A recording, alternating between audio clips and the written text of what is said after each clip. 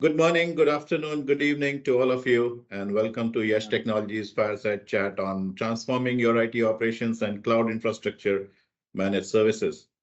We are truly honored to have each and every one of you joining us today from different parts of the world and bringing together a diverse global community of passionate professionals in the era of digital transformation. In today's rapidly evolving business landscape, the line between IT and businesses are diminishing very quickly, and the role of IT is becoming more and more critical than before. As organizations strive towards staying ahead of the curve, they are increasingly tuning and turning to cloud and infrastructure managed services to drive their innovations, enhance their agility, and optimize their operations. This transformation is just not technological shift, it's an strategic imperative that impacts the very core of their business. And our goal for this chat today is to explore the key trends, the challenges, and the opportunities in the realm of cloud and infrastructure managed services. We will delve into the strategies of best practices and empower organizations to harness the full potential of these technologies, also enabling them to deliver superior performance, scalability, and security in their IT operations. Throughout this session, we will hear from our industry experts, our thought leaders and practitioners who have successfully navigated their complexities in their IT organizations. And they will share their real world experience, insights, and practical advices about how they have been able to transform their journey from becoming more efficient and resilient IT organizations. I would like to express our sincere gratitude to our speakers and also those who have contributed to making this chat possible. Your support reflects the shared commitment to advancing the field of IT, and we are thrilled to have you on board today. So without much ado, I would like to introduce our esteemed panel today. And by the way, my name is Gautam Gupta. I am the country head for YASH Technologies at Qatar and Kuwait. Along with me, we have Mr. Mohammad Khalid Abdin, business manager at Warba Bank. He's our guest speaker today. Khalid is skilled in management, team leading, system analysis, automation, and digital transformation. Welcome to the Fireside Chat, Khalid. Thank you. Thank you. Welcome, Gautam. We are very happy to be here with you. Thank you. Thank you. I would also like to welcome our next speaker, Mr. Rakesh Kumar Jain. He is Vice President, Cloud and Infrastructure Management Services at YASH, who brings in wealth of experience in this domain. Welcome, Rakesh. Thank you, Gautam. Happy to be here. And not last but the least, but we have Mr. Parvez Ali, a good friend and an Assistant Vice President, Cloud and Infrastructure Services at YASH. Parvez has over 20 plus years of global experience in leading information technology services encompassing cloud infrastructure management services and digital transformation. Welcome, Parvez. Thank you, Gautam. Thank you. So let's get started today, guys. My first question, Rakesh, is for you. Rakesh, we all know how and what cloud infrastructure is. And what we wanted to understand from you, what is cloud infrastructure managed services? And also would want to understand a little bit, what are the key challenges that businesses face in managing their IT operations and how managed services effectively addresses these challenges? Gautam, organizations of all sizes across the industries, right? Whether it's a bank, it's a financial customer, it's a manufacturing customer, or pharma, any industry if we talk about. Now, they have been under great pressure due to the shifting business environment, because like you also mentioned as part of your initial pitch, that digital transformation is disrupting the market. So that's where everything moves, right? So this requires new IT strategies and models to be implemented. For example, now companies need to meet their customers' continuously changing demands.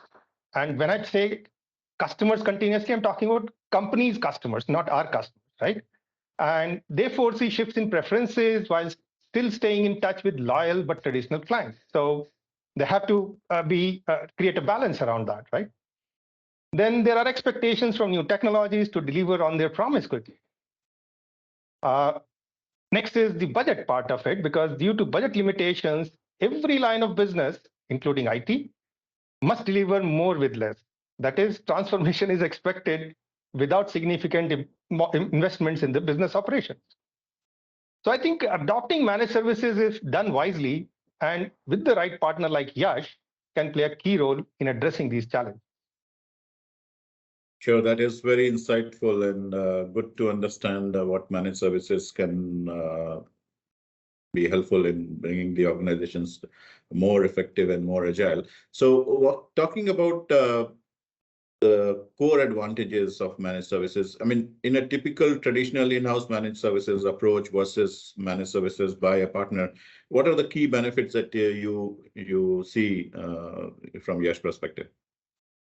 There are multiple benefits, Gautam. So the managed services bring greater access to innovation, first of all, because like I talked about, expectations from new technologies to deliver on their promise quickly. The biggest challenge the industries or the companies face is how to get skilled people to address or meet those expectations. And that's where the managed services help in addressing those parts. So that's the first part, access to the innovation, because you get the dearth of the you can say, center of excellence and different set of technologies which can be, leveraged from us. Rapid return on investment, that's the next advantage. Now, access to resources and talent, like I talked about, new business value creation. So round the clock support and cost predictability, because that's how you are able to manage this, because you have a fixed number. When I talked about doing more with less, so you want to transform, but you still want to deliver the business operations. So that's where the cost predictability comes. So that's how it surpasses the in-house traditional models. And in other words, managed services allows organizations to focus on their core competencies or the core business needs while leveraging specialized IT expertise. Very good, Rakesh. And I believe that's the very hard-hitting statement in the sense the business should focus on their core business rather than spending time on IT, and let the IT experts take care of the IT side of things. But that brings to another question, which is again to you, Rakesh. From the security and compliance perspective, I mean, we all know how important cybersecurity is becoming. How do managed services providers ensure data security and compliance? I mean, changing regulatory standards across different parts of the world? That's a very good question, Gautam. And in fact, I'll answer this in two different parts, right? First being that we all know in the world of business, we are governed by numerous laws, various rules and regulations that dictate how you should handle your data, finances, and also the employees. Now, with ever increasing amount of sensitive data stored in digital format, the compliance and regulatory landscape has become even more complicated. Except for large enterprises, that too with some limitations, other businesses are not equipped to handle these regulations on their own. So by working with an experienced managed services provider like YASH, customers can ensure that their IT environment meets all compliance and regulatory requirements. That's the first part. Now, if I move to the second part, these security and compliance measures are also important when we are accessing the customer environment. And how do we handle that is, as part of the managed infrastructure services provider, we adopt robust security solutions like multi-factor authentication, including end-to-end data encryption while accessing their environment to adhere to the security and compliance framework. Very good, Rakesh. Thank you for that insight. So moving on to Khalid. Khalid, I know Warba Bank is a large bank in the region, and I'm sure you must be working with multiple different partners. So my question to you is, as Warba Bank, what are the critical aspects that you look for in a managed services provider or services provider for your bank? Yes. Well, thank you, Gautam, for having me here. In summary, I would say that overall deal pricing and total contract value, flexibility in term, contracting term, provider capabilities, and Last but not least, proposed solutions, including transformation approach, is the proper or right mix for having such services with YASH. Yes, and this was the success factor that we had in our implementation and experience. Thank you, Khaled and Rakesh. So, how do YASH help customers in achieving their objectives? If we are looking at Warba Bank or similar other customers in the region, what does YASH do better than the competition? I like one of the statement what Mr. Khalid mentioned about the proposed solution, including transformation approach. So our belief at YASH is that every customer has their specific or customized transformation needs. So one size cannot fit everyone. And that's how we kind of work with each of our customers. So in other words, if I have to put it, we create customized solution for each customer aligning to their business needs. So for bank, there could be different priorities, but for a manufacturing customer, there could be some other different priorities from a transformation perspective. And that's our focus primarily. But if I have to put in generic terms, right, of course, I won't be able to go too much of detail on this. Of course, participants can reach out to us and we can help them in that journey. But if I have to summarize key parts, I can put it that our key focus is primarily to provide smarter IT and next-gen low-cost proprietary solutions and accelerators. Now, the biggest factor as part of when you manage services for any customer, the biggest chunk of investment goes into different tools which the customers need to support their IT environment. And that's where we focus on low-cost proprietary solutions and accelerators. We'll talk about that down the line. Another factor is the superior end user experience. So since we are talking about digital, right? So whenever we talk about development for a digital, we talk about the UX, the user experience. So here also we are talking about the end user experience because they are the real consumer of the IT. And if they are not satisfied, then not worth it, right? So also the delivery model is aligned to the user-centric services, right? Because since we are focusing on the experience, we focus on the delivery model aligned to that approach. And last but not the least, I think enabling the business-centric operation. So like I said, banking customer would have a different kind of needs. So their business critical applications are completely different. So which are the most critical applications from a banking perspective? Which are the most critical applications for a pharma company? Which are the most critical applications for a other manufacturing vertical? So accordingly, you have to align it. And that's kind of enables us to put back the focus where it matters the most. That is the users of IT. So traditional managed services are too focused on efficiency, low level, hard SLAs, and they're not kept up with rapidly changing user expectations.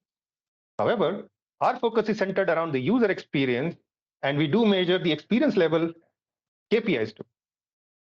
That's how the difference we bring to the table. Fantastic, Rakesh, and I think you nailed it in terms of the user experience and the agility which the organization needs to work.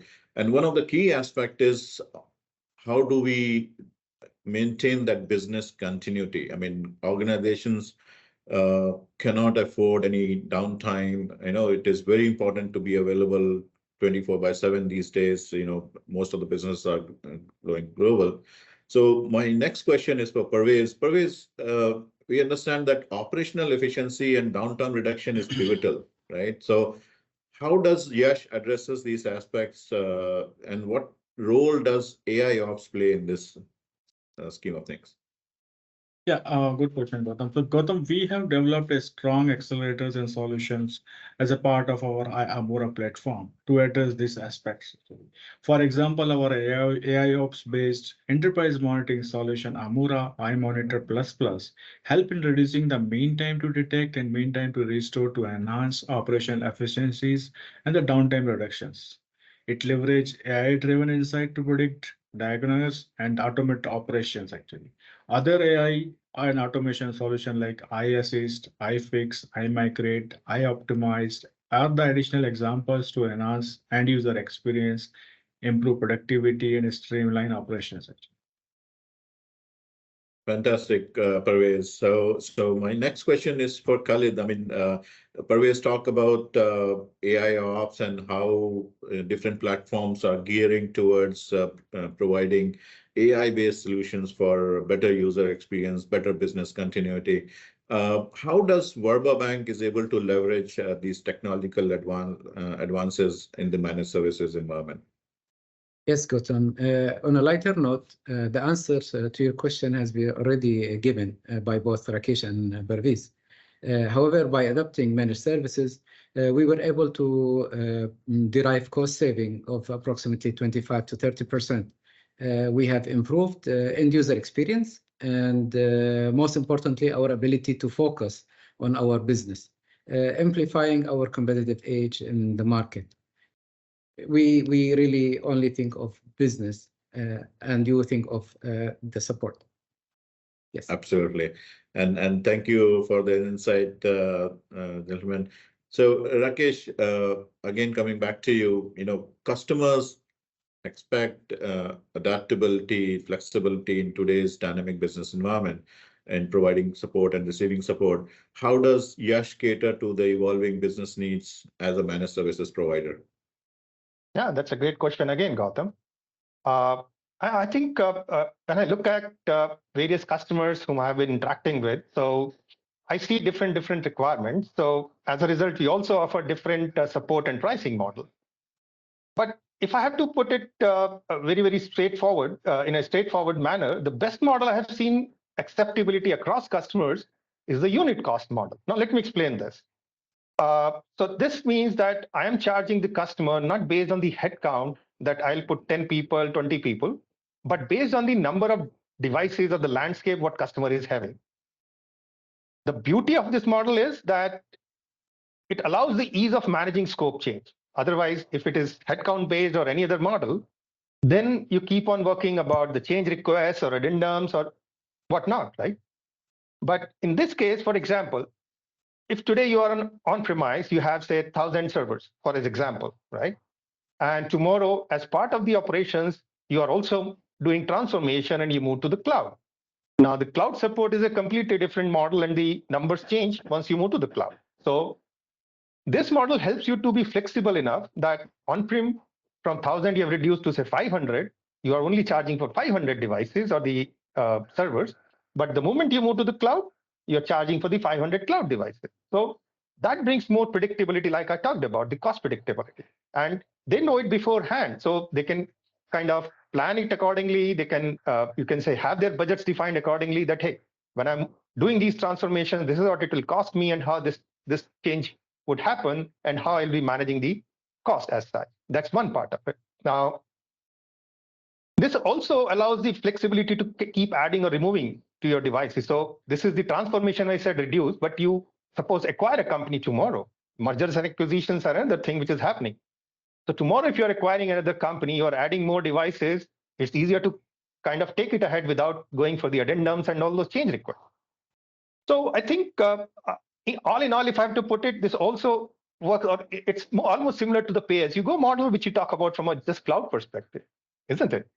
Yeah, absolutely. This model allows customers to easily charge back to their customers. So another trend which we are seeing is, yes, because earlier IT used to be the cost center, but now it is becoming, if not a profit center, but at least a cost neutral. So how do you achieve that?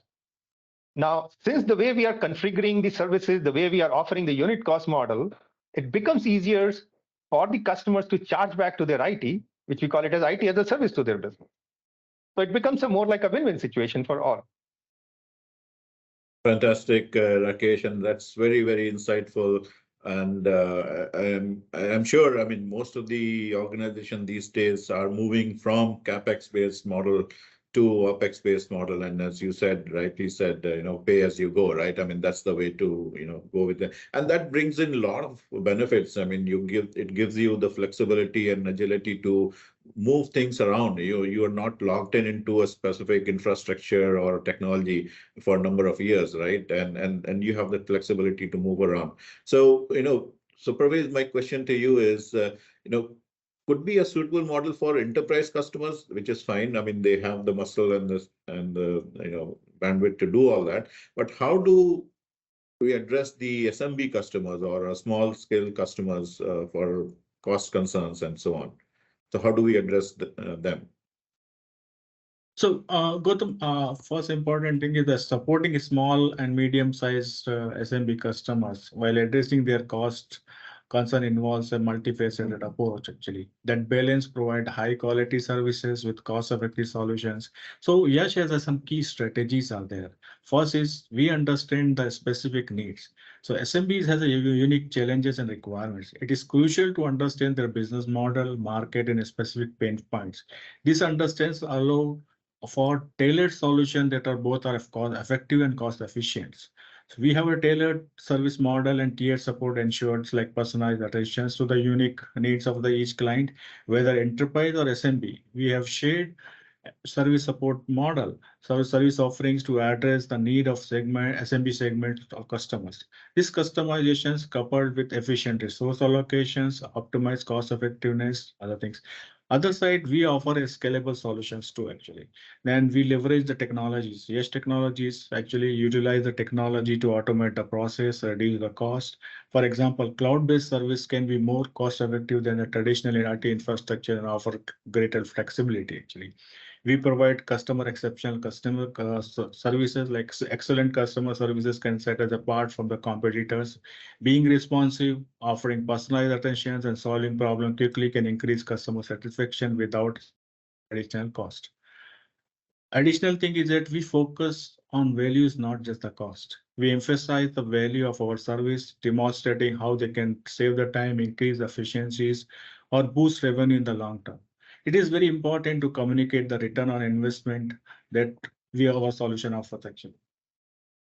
Fantastic, Parvez. I think being nimble, agile, and customer centric, and as you said, right, creating those tailored value propositions for that customer, especially in the SMB market, takes you a long way, going forward. So, Rakesh, my last question to you is, what trends and innovations do you foresee in shaping the future of cloud and infrastructure managed services going forward? Gautam, the managed services space is already seeing varying trends and innovation. So I think some of it you already heard, and that's the most dominant ones, like AI and automation. And I think some of the examples, what Parvez quoted a few minutes ago, when he talked about Amura, iPatch, iFix, iAssist, iOptimize. So these are the solutions, or I would say these are the standard solutions. Of course, they are proprietary, but they are built on standards, so industry standards, and they help in terms of reducing a lot of cost for the customer. So that's one, I think, the AI and automation. Next is the persona-based services. Now, I'll give a small example, again, from an industry perspective. So a person sitting at the front office or a front desk at a bank would require an immediate attention if his or her desktop is not working, because they have to address the customers who are walking into a bank. So that's where that persona is important for a banking customer. On the other side, if I talk about a manufacturing, a person who is sitting and issuing gate pass, that role becomes, or that persona becomes more important, because if the gate passes are not issued, your entire supply chain comes to a halt. For an insurance customer, the underwriting person is most critical again. So I think these are some of the examples of persona-based approach, and that's becoming more and more need from the customer side, and we are already doing that. Edge computing, that's more from a technology perspective, because of the vast digital transformation needs, edge computing is becoming more and more dominant. So how do you support that? Can your traditional in-house team support edge computing? That's again a question to be thought about. And that's from the customer side, not from our side, because we are equipped to handle that, and that's how we are supporting our customers. Platform engineering-based support. Now, gone are the days when infrastructure was to be looked only as infrastructure. Now, every customer or every business is asking to be looked as a platform-based approach, where you take an application-centric view rather than taking an infrastructure view. So then, again, if I refer back to a industry example, so the banking application where all the customers log into, transact, and do everything, that's the most critical application for the banking customer. So look at the banking application as a platform, and anything under that banking application, whether it's the server, the routers, anything for that matter, including the ATM network or anything of that nature, everything becomes critical. So take that platform-based approach. That's another thing which is becoming more and more popular and I can say coming up in demand. Augmented connected workforce. Now, we all know how mobile world is changing fast, right? So how do you enable the workforce that can connect from anywhere, anytime, and still deliver services? Again, the end user part comes in play. Integrated security. So earlier security was visualized more as a siloed thing, but now they need security as part of everything, even as part of the development of the applications if you're doing in-house development of the application, which is known as DevSecOps or DevOps and those kind of principles, right? Growth of remote work solutions. So this pandemic where we all learned and we all faced how to support the remote workforce, that is going to continue. That's not going to end. And that's where you need to keep innovating, bringing in different solutions to how to support that part, right? Experience level agreements I talked about. So it covers various facets in terms of how the experience the end user is getting while accessing a particular application, how is the support being given to them. I think these are some of the key examples from an experience level agreement standpoint. Everything is a service, if I put it that way. So earlier we heard about IaaS, PaaS, TaaS, but now everything is a service. So everything is becoming a service now. And last but not the least, sustainable IT practices. So everybody is focusing towards the sustainable goals because of the green requirements, aligning to the political needs of each geography, each state, each country. And that's how the support models also have to evolve accordingly. So I think these are some of the, you can say, examples or these evolutions, if I have to put it, will profoundly impact the cloud and infrastructure managed services strategy, enhancing the business flexibility and agility. Fantastic, Rakesh. And I think this was very, very insightful, right from the initial, what is infrastructure managed services? What are the key challenges that businesses foresee and during their regular day-to-day operations? And what are the tools that they can look at, for enhancing their business operations and being agile and nimble? How SMB and mid-market customers can look at various options for engagement with the managed services provider, and how different organizations are leveraging the AIOps and AI to the advancements, and what are the trends. And I think we covered pretty much everything today. And I think thank you all, Khaled, Parvez, Rakesh, for your insights. And it was a pleasure having you here today. We will connect again soon. And this was one of the best sessions we had. Gentlemen, if you have more need more information, please write to us at info@yash.com. And if you are interested to know more in detail about Yash, you can reach out to yash.com as well. So thank you, gentlemen. We'll talk soon again. Thank you. Have a nice day. Bye-bye. Thank you. Thank you.